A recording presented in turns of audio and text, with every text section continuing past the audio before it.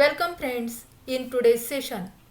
In the last session, we had seen about information transfer, verbal to non-verbal and non-verbal to verbal, based on question number 6, A1 or A2. Question number 6B is based on expand the theme. Question number B1 is based on news report and B2 is based on story writing. I think you must have learnt about story writing. In this session, we will learn how to prepare a news report with the help of given points. First of all, we will see what is meant by news report. A news report is same as the news in the newspaper. It tells us about the various incidents which are happening or just happen in all over the world. थोडक्यात वर्तमानपत्रांमध्ये जशा बातम्या छापलेल्या असतात त्याच पद्धतीचा news report असतो हे लक्षात घ्या. जगभर घडणाऱ्या किंवा नुकत्याच घडून गेलेल्या घटनांच्या बाबतीत ह्या बातम्या आपल्याला माहिती देत असतात. Look at the marking scheme of this question. Point number 1. Appropriate title and beginning carry 1 mark. Point number 2. Vocabulary and grammar carry 1 mark.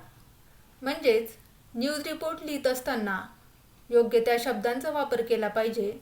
तसेच वाक्यरचना ग्रामरच्या दृष्टीने योग्य असली पाहिजे.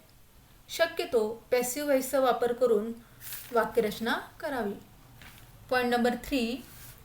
यूज ऑफ ॲप्रोप्रिएट पॉइंट्स और एक्झाम्पल्स और कन्वेइंग मेसेज कॅरी 2 मार्क्स. थोडक्यात news रिपोर्टला अनुसरून योग्य त्या मुद्द्यांचा उदाहरणांचा वापर करून बातमीलेखन अर्थपूर्ण बनवले पाहिजेत. Point number 4. Logical order and conclusion carry 1 mark. Total 5 marks. Logical order म्हणजे काय तर तुम्ही न्यूज रिपोर्टमध्ये ज्या काही घटना लिहिणार आहात त्यांचा घटनाक्रम तर्कसंगत असावा म्हणजे योग्य असावा. कन्क्लुजन म्हणजेच निष्कर्ष. न्यूज रिपोर्टचा शेवट किंवा निष्कर्ष योग्य असला पाहिजे. We will see the format of this question. In this question, the headline will be given from the newspaper. With the help of the headline, you have to write the news report with some points such as headline, byline, lead paragraph or introduction, as well as short continuing paragraph and conclusion. या प्रकारच्या प्रश्नामध्ये बातमीचे शीर्षक दिलेले असते व काही मुद्दे दिलेले असतात. त्याला अनुसरून आपल्याला रिपोर्ट लिहायचा असतो. उदाहरणार्थ हेडलाईन, बायलाईन, लीड पॅरेग्राफ और introduction as well as short continuing paragraph and conclusion. So these are the important points for writing news report. Headline, byline, lead line, lead paragraph or introduction, short continuing paragraph and conclusion. Okay, we will discuss these points one by one. First is the headline. It is important, so use the given headline as the title of your news report. It is always written in present tense. सर्वात प्रथम दिलेली हेडलाईनच तुमच्या news रिपोर्टसाठी शीर्षक म्हणून वापरायची आहे. After writing the title, we should write the byline of the news report. It includes place, date and staff reporter or students representative. शीर्षक लिहून झाल्यानंतर आपल्याला बायलाईन लिहावी लागते.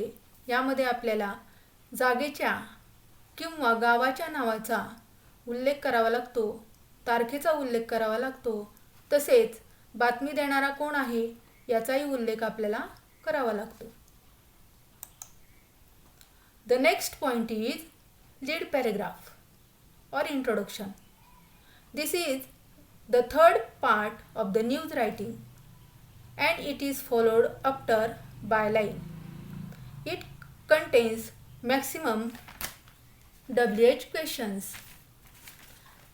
In this paragraph, we have to write how did the incident happen, where did it happen, when did it happen.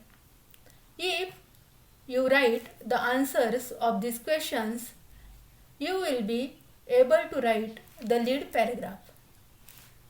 Lead पॅरेग्राफमध्ये आपल्याला जास्तीत जास्त WH क्वेश्चनच्या प्रश्नांची उत्तरे लिहावी लागतात.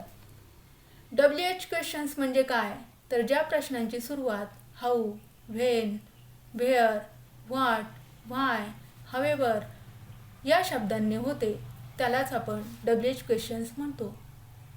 या प्रश्नांची उत्तरे लिहिली की आपला लीड पॅरेग्राफ लिहून तयार होतो. One more point is short continuing paragraph. In this paragraph, you have to describe the situation before and after the incident. In short, you must write the results of an incident.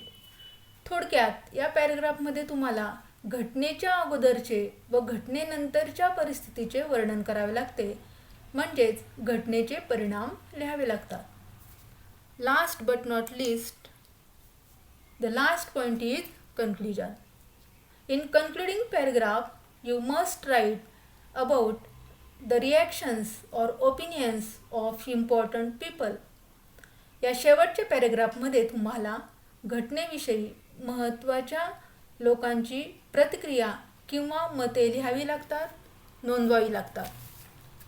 Okay students, in the next video we will see how to prepare the news report. Okay, thank you. See you then.